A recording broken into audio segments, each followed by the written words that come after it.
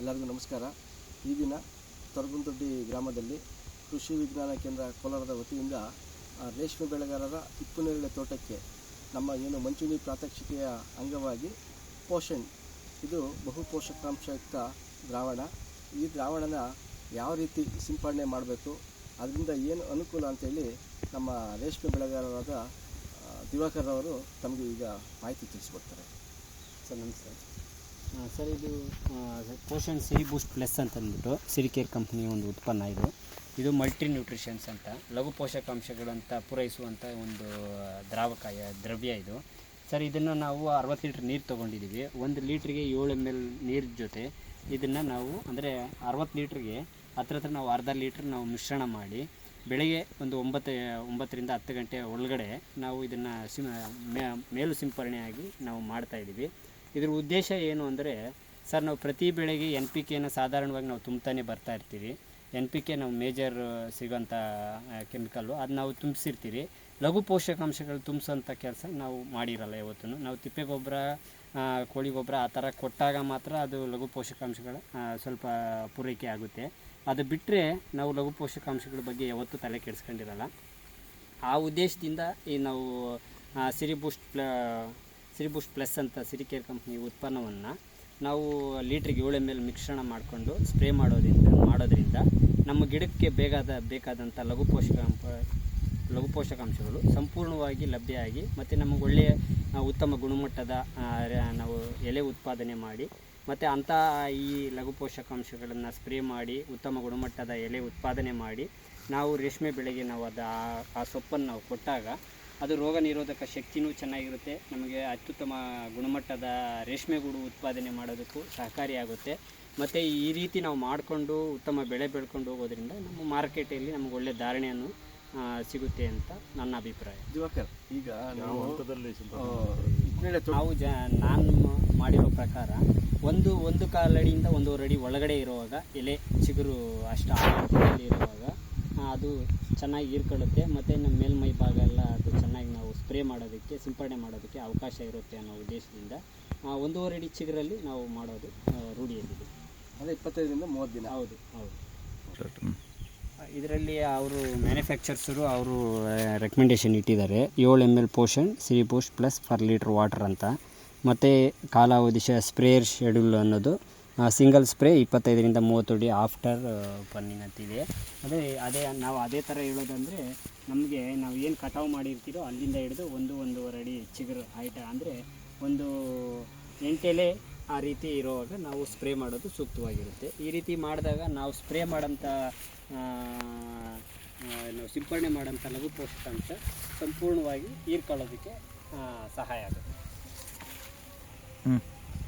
ಸಮಗ್ರ ಪೋಷಕಾಂಶಗಳ ನಿರ್ವಹಣೆಗೆ ಮತ್ತು ಉತ್ತಮ ಗುಣಮಟ್ಟದ ಹಿಪ್ಪುನೇರಳೆ ಸೊಪ್ಪು ಉತ್ಪಾದನೆಗಾಗಿ ನಾವು ಪ್ರತಿ ಬೆಳೆಗೆ NPK ಕೊಟ್ಕೊಂಬಂದಿರ್ತೀವಿ.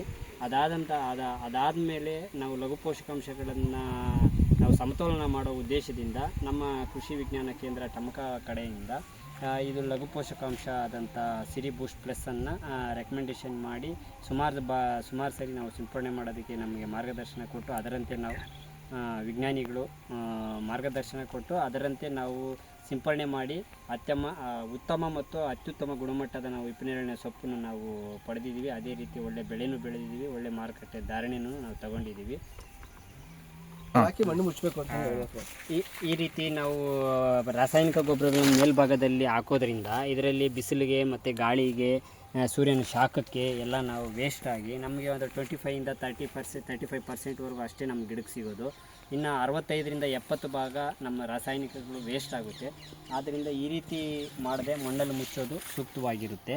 ಮತ್ತು ಅದ್ರ ಜೊತೆ ನಾವು ಏನು 30% ನಮಗೆ ಗಿಡಕ್ಕೆ ನಾವು ಕೊಡ್ತಾರಂಥ ರಾಸಾಯನಿಕಗಳು ಮಣ್ಣಿನ ಮುಖಾಂತರ ಗಿಡಕ್ಕೆ ದೊರೀತಾ ಇದೆಯೋ ಅದ್ರ ಜೊತೆ ಇನ್ನು ಉಳಿದ 75% ಲಘು ಪೋಷಕಾಂಶಗಳನ್ನ ನಾವು ಸರಿದೂಗಿಸೋದಕ್ಕೋಸ್ಕರಾಗಿ ನಮ್ಮ ಕೃಷಿ ವಿಜ್ಞಾನ ಕೇಂದ್ರ ಟಮಕ ವಿಜ್ಞಾನಿಗಳಾದಂಥ ಶಶಿಧರ್ ಸರ್ ಕಡೆಯಿಂದ ಇದನ್ನು ನಾವು ಸುಮಾರು ಬಾರಿ ನಾವು ಸಿಂಪಡಣೆ ಮಾಡಿದ್ವಿ.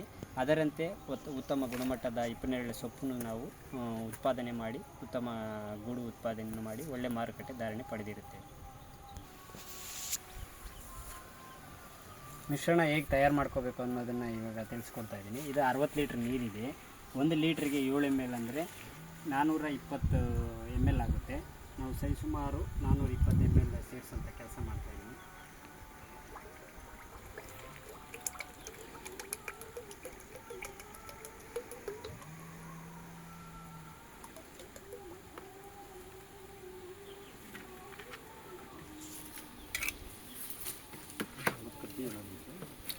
ನಾ 420 ml ಇದ್ರ ಜೊತೆ ಸೇರಿಸ್ಬಿಟ್ಟು 60 ಲೀಟ್ರ್ ನೀರಿಗೆ ಈ ರೀತಿ ಚೆನ್ನಾಗಿ ಮಿಶ್ರಣ ಮಾಡಿ ಜಗ್ ತಗೊಂಡು ಜಗ್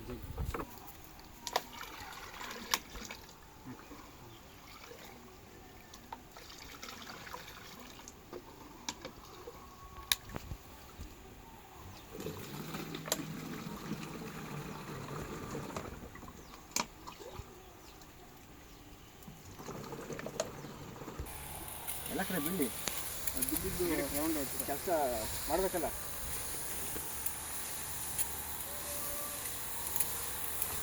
ಕೆಳಗಡೆ ಎಲ್ಲ ಬಿಡಿ ಸೈಡ್ಗೆ ಕೆಳಗಡೆ.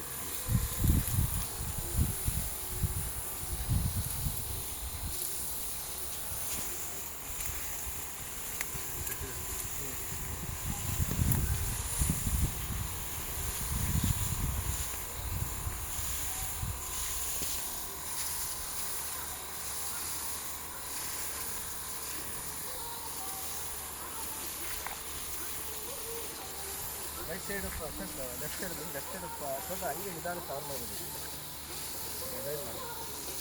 ಒಂದೇ ಲೈಟ್ ಎಲ್ಲ ಫೋಟೋ ಎಲ್ಲ